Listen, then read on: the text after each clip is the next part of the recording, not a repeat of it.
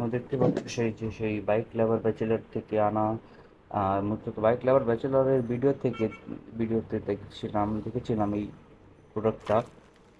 তো সেটাই ভিডিওতে আনবক্সিং করে দেখা যাক কেমন হয়।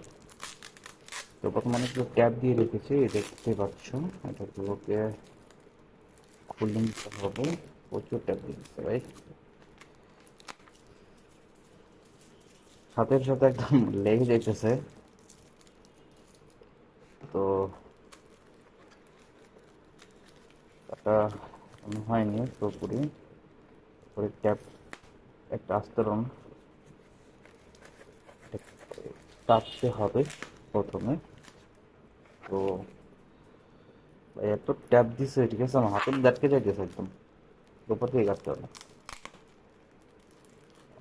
তো ভাই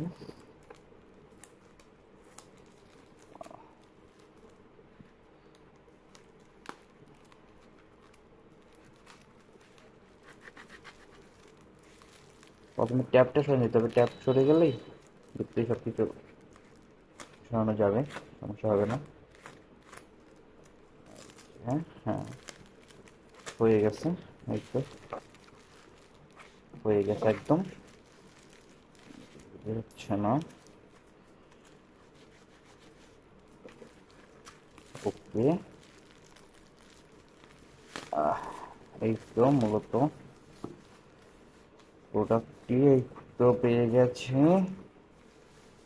এই তো আমাদের সেই প্রোডাক্টটি, ইডোমিৎসু IRG7, 1 লিটারের। তো কতটা নরম কেন ভাই, প্রচুর নরম, একদম একদম নরম বোতলটা। আর এটা 1 লিটারের।